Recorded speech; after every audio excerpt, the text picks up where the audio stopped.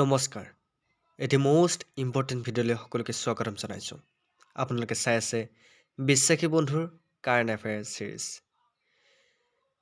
আজি আপোনালোকৰ বাবে ৰিপাব্লিক ডেৰ কিছুমান ইম্পৰ্টেণ্ট কুৱেশ্যন লৈ আহিছোঁ যি আপকামিং এডিআৰিৰ লগতে বিভিন্ন ধৰণৰ এক্সামত আহিবলগীয়া কুৱেশ্যন হয় গতিকে গণৰাজ্য দিৱসৰ ওপৰত যিকেইটা কুৱেশ্যন মই আজি এইটো ভিডিঅ'ত লৈ আহিছোঁ একেবাৰে মন দি চাব কাৰণ 2024 কাৰেণ্ট এফেয়াৰ্ছৰ কুৱেশ্যনৰ ভিতৰত আহিব 100% গেৰাণ্টি আছে গতিকে যিসকলে মোক কমন কুৱেশ্যন বিচাৰি আছিল মোৰ ভিডিঅ'ৰ চিৰিজত গতিকে আপোনালোকৰ বাবে কমন কুৱেশ্যনৰ চিৰিজ এইকেইটা গতিকে মিছ নকৰিব ভিডিঅ'টো শেষলৈকে চাব আৰু প্ৰতিটো কুৱেশ্যন পাৰিলে আপোনালোকে এনচাৰ দিবলৈ ট্ৰাই কৰিব অ'কে আৰম্ভ কৰিছোঁ আৰম্ভ কৰাৰ আগতে এটা ৰিকুৱেষ্ট যদিহে আমাৰ বিশ্বাসী বন্ধু চেনেলত আজি আপোনালোকে প্ৰথম বা নতুন আহিছে তেনেহ'লে চেনেলটো ছাবস্ক্ৰাইব কৰি দিবলৈ নাপাহৰিব কাৰণ বিশ্বাসী বন্ধু চেনেলৰ জৰিয়তে আপোনালোকে বিভিন্ন ধৰণৰ দৰকাৰী আৰু লাগতিয়াল ভিডিঅ'সমূহ পাই থাকিব তো বন্ধুসকল আহকচোন আৰম্ভ কৰা আজিৰ ভিডিঅ'টো আজিৰ প্ৰথম প্ৰশ্নটো হৈছে ভাৰতৰ গণৰাজ্য দিৱস কেতিয়া পালন কৰা হয় আপোনালোকে হয়তো সকলোৱে জানে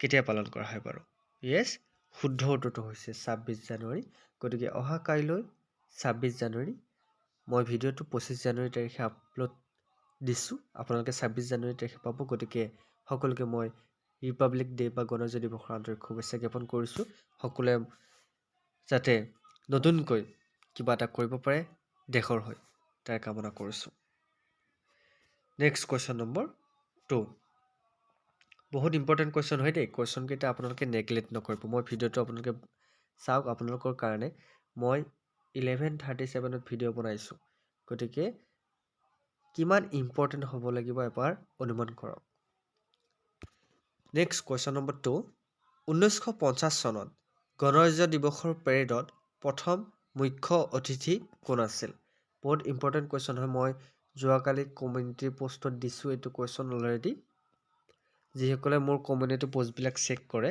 তেওঁলোকে শুদ্ধ উত্তৰবিলাক আৰু লগতে বিভিন্ন ধৰণৰ কুৱেশ্যনবিলাক তেওঁলোকে তাতে পাব গতিকে আপোনালোকে কমিউনিটিটো চেক কৰিবলৈ নাপাহৰিব আৰু লগতে চেনেলটো ছাবস্ক্ৰাইব কৰি দিব তেতিয়াহে আপোনালোকে পাব ইয়াৰে শুদ্ধ উত্তৰটো হৈছে সুকাৰ্ণো তেখেত ইণ্ডোনেছিয়াৰ হয় ইণ্ডোনেছিয়াৰ ৰাষ্ট্ৰপতি সুকাৰ্ণোৱে 1950 চনত প্ৰথম গণৰাজ্য দিৱসত কি কৰিছিল উদযাপন কৰিছিল অংশগ্ৰহণ কৰিছিল নেক্সট কুৱেশ্যন নম্বৰ 3 গণৰাজ্য দিৱসৰ পেৰেডৰ পৰম্পৰাগত স্থান কি আপোনালোকে জানে যে গণতন্ত্ৰ দিৱস পালন কৰা হয় গণতন্ত্ৰ দিৱস ক'ত পালন কৰা হয় পৰম্পৰাগত স্থান কি বুলি ক'লে আপোনালোকে ইয়াতে অপশ্যনকেইটা চাই লওক ইণ্ডিয়া গেট ৰঙা দুৰ্গ কৰ্তব্য পথ ৰাষ্ট্ৰপতি সদন ইয়াৰ ভিতৰত ক'ত পালন কৰা হয় গণতন্ত্ৰ দিৱস য়েছ আশা কৰোঁ শুদ্ধ উত্তৰটো দিছে ইয়াৰ ভিতৰত পালন কৰা হয় কৰ্তব্য পথ পূৰ্বতে ৰাজপথ নামেৰে জনাজাত গতিকে ইয়াতে কি কৰা হয় গণতন্ত্ৰ দিৱস পালন কৰা হয় লালকিল্লা আৰু ক'ত পালন কৰা হয় আপোনালোকে মোক কমেণ্ট কৰিব আপোনালোকে যদি গণতন্ত্ৰ দিৱসৰ ভিতৰত আৰু কুৱেশ্যন লাগে আপোনালোকে মোক কমেণ্ট কৰিব পাৰে মই নিশ্চয়কৈ আৰু এটা ভিডিঅ' লৈ আহিম নেক্সট কুৱেশ্যন নম্বৰ 4 এইটো বিৰাট ইম্পৰ্টেণ্ট এইটো কুৱেশ্যন আপোনালোকে 100% আহিবই পৰীক্ষাত গতিকে মন ৰাখিব এইটো কুৱেশ্যন কাৰণ বহুত ইম্পৰ্টেণ্ট কুৱেশ্যন হয় 2024 চনৰ গণৰাজ্য দিৱসৰ পেৰেডৰ বিষয়বস্তু কি এই বিষয়বস্তুৰ ওপৰতে আপোনালোকৰ APSC-টো হওক APSC প্ৰিলিমছতো আহিবই প্ৰশ্ন আৰু বিভিন্ন ধৰণৰ এক্সামত আহিব পাৰে কম্পিটিটিভ এক্সামৰ কাৰণে যদি আপোনালোকে প্ৰিপেৰেশ্যন চলাই আছে তেনেহ'লে কাৰেণ্ট এফেয়াৰ্ছৰ ওপৰত চকু দিয়াটো 100% জৰুৰী গতিকে কাৰেণ্ট এফেয়াৰ্ছৰ কুৱেশ্যন হয় 2024 চনৰ গণৰাজ্য দিৱসৰ পেৰেডৰ বিষয়বস্তু কি অপশ্যন এ ভাৰত গণতন্ত্ৰৰ মাতৃ আৰু বিকশিত ভাৰত 2 নম্বৰ অপশ্যন বি মহিলা সবলীকৰণ অপশ্যন চি আত্মনিৰ্ভৰ ভাৰত বা আত্মনিৰ্ভৰশীল ভাৰত অপশ্যন ডি প্ৰযুক্তি আৰু উদ্ভাৱন ইয়াৰ ভিতৰত শুদ্ধ উত্তৰটো কোনটো হ'ব কমেণ্ট কৰকচোন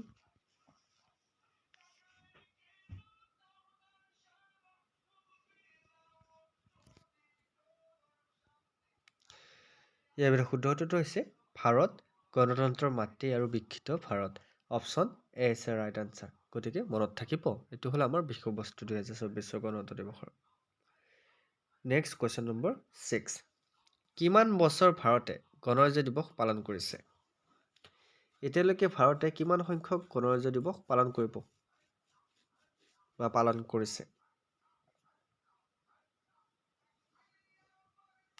ইয়াৰ ভিতৰত শুদ্ধ উত্তৰটো হৈছে অপশ্যন চি ৭৫ সংখ্যক 75 আমাৰ ৰিপাব্লিক ডে চেলিব্ৰেট কৰা হ'ব এইবাৰ। গতিকে ৭৫ সংখ্যক গণতন্ত্ৰ দিৱস পালন কৰা হ'ব। মনত থাকিব কিমান সংখ্যক গণতন্ত্ৰ দিৱস উদযাপন কৰা হ'ব এবাৰ ৭৫ সংখ্যক। গতিকে আহিব পাৰে। নেক্সট কুৱেশ্যন নম্বৰ 7 গণৰাজ্য দিৱসত কোনটো সামৰিক দলে মাৰ্চ পাষ্টৰ নেতৃত্ব দিয়ে? মাৰ্চ পাষ্টৰ নেতৃত্ব কোনটো সামৰিক বাহিনী দিয়ে গণতন্ত্ৰ দিৱসত? স্বাধীনতা দিৱসতো বেলেগ, গণতন্ত্ৰ দিৱসত কোনে দিয়ে বাৰু? মাৰ্চ পাষ্টৰ নেতৃত্ব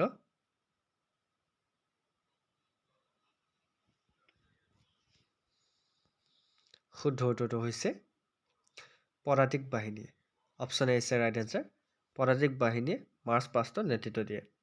নেক্সট কুৱেশ্যন নম্বৰ 8 পেৰেডত পৰিৱেশন কৰা বিমান প্ৰদৰ্শনকাৰী দলটোৰ নাম কি?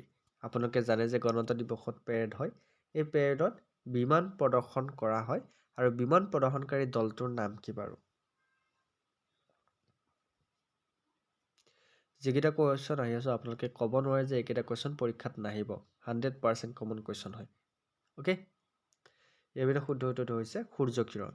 কি বুলি কোৱা হয় বিমান আপোনাৰ সূৰ্য কিৰণ বুলি কোৱা হয়। নেক্সট কুৱেশ্যন নম্বৰ 9 গণৰাজ্য দিৱসত দেশক সম্বোধন কৰা প্ৰথম প্ৰধানমন্ত্ৰী কোন আছিল? আপোনালোকে জানে যে গণতন্ত্ৰ দিৱসত দেশক সম্বোধন কৰা প্ৰথম প্ৰধানমন্ত্ৰীৰ নাম আহিব পাৰে। কোন আছিল বাৰু প্ৰথম প্ৰধানমন্ত্ৰী?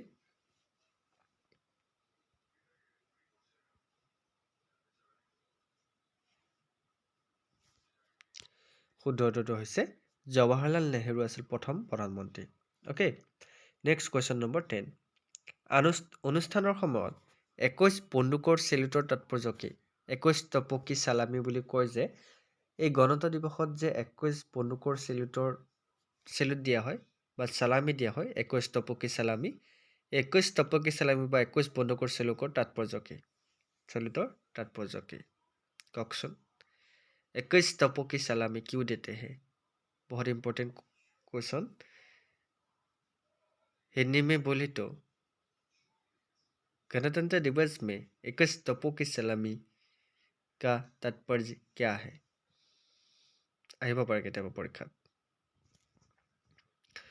শুদ্ধ উত্তৰটো হৈছে 21 বন্দুকৰ চেলুটৰ তাৎপৰ্য হৈছে ৰাষ্ট্ৰীয় সংগীত বজোৱা।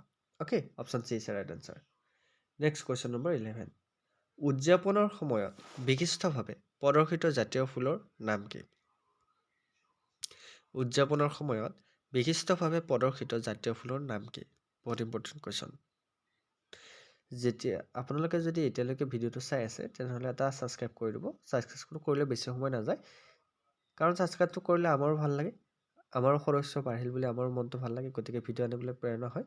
গতিকে ইয়াৰ শুদ্ধ উত্তৰটো হৈছে পদুম ফুল। অ'কে, নেক্সট কুৱেশ্যন নম্বৰ 12 পেৰেডৰ সময়ত উত্তৰ পূব ভাৰতৰ কোনো সাংস্কৃতিক দলে কোনটো নৃত্যৰ ৰূপ প্ৰদৰ্শন কৰে?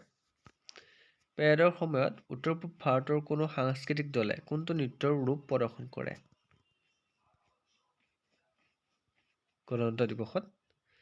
শুদ্ধ উত্তৰটো হৈছে বিহু। অ'কে, উত্তৰ পূব ভাৰতে বিহু আপোনাৰ প্ৰদৰ্শন কৰে। নেক্সট কুৱেশ্যন নম্বৰ 13 29 জানুৱাৰী সন্ধিয়া অনুষ্ঠিত হোৱা বিটিং ৰিটিং অনুষ্ঠানৰ তাৎপৰ্য কি?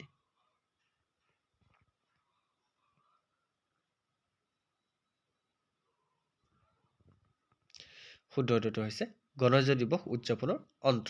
অ'কে, 29 জানুৱাৰী। নেক্সট কুৱেশ্যন নম্বৰ 14 গণৰাজ্য দিৱসৰ সমান্তৰালকৈ 9-দিনীয়া উৎসৱটো কি?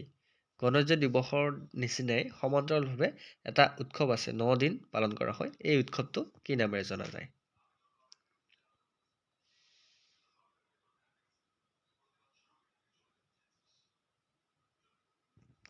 শুদ্ধ উত্তৰটো হৈছে ভাৰত পৰ্ব বুলি কোৱা হয় এই উৎসৱক। গতিকে মনত থাকিব ভাৰত পৰ্ব বুলি কোৱা হয়। নেক্সট কুৱেশ্যন নম্বৰ 15 ৭৫ সংখ্যক গণৰাজ্য দিৱসৰ মুখ্য অতিথি কোন? এইবাৰ আহিব পাৰে। গতিকে এইবাৰ গণতন্ত্ৰ দিৱসত কোন আহিব মুখ্য অতিথি? যেনেকৈ 1950 চনত কোন আহিছিল?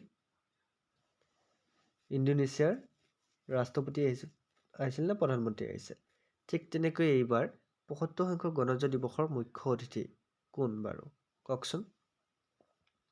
এই কুৱেশ্যনটো 100% কমন দেই, কাৰেণ্ট এফেয়াৰ্ছৰ কুৱেশ্যন আৰু 100% কমন পৰীক্ষাত আহিবই। গতিকে আপোনালোকে ভিডিঅ'টো চোৱা মানে পৰীক্ষাৰ কাৰণে সাজু বুলি ধৰি লওক। ৭৫ সংখ্যক গণৰাজ্য দিৱসৰ মুখ্য অতিথি হৈছে ৰাষ্ট্ৰপতি জেইৰ বলছনাৰো, প্ৰধানমন্ত্ৰী বৰিছ জনছন, ৰাষ্ট্ৰপতি আব্দেল ফাটাহ আল চিজি, ৰাষ্ট্ৰপতি ইমানুৱেল মেক্ৰন। ইয়াৰ ভিতৰত শুদ্ধ উত্তৰটো হৈছে ৰাষ্ট্ৰপতি ইমানুৱেল মেক্ৰন। গতিকে বন্ধু-বান্ধৱীসকল, আজিৰ এই ভিডিঅ'টো চাই কেনে পালে জনাবলৈ নাপাহৰিব। 2024 চনৰ কাৰেণ্ট এফেয়াৰ্ছৰ বহুত ইম্পৰ্টেণ্ট ভিডিঅ' এইটো ৰিপাব্লিক ডেৰ ওপৰত লৈ অহা হৈছে। আৰু এনেকুৱা ধৰণৰ টপিক ৱাইজ আপোনালোকে ভিডিঅ' পাবৰ বাবে বিশ্বাসী বন্ধু চেনেলটো ছাবস্ক্ৰাইব কৰি দিবলৈ নাপাহৰিব। আজিলৈ মানে অন্য এটা ভিডিঅ'ত আকৌ লগ পোৱাৰ প্ৰতিশ্ৰুতিৰে পুনৰবাৰ গণতন্ত্ৰ দিৱসৰ শুভেচ্ছা। আজি ভিডিঅ'টো সামৰণি মৰাৰ লগে লগে এটা কথা কওঁ, আপোনালোকে সদায় ভালে থাকক, কুশলে থাকক। জয় হিন্দ, জয় অসম।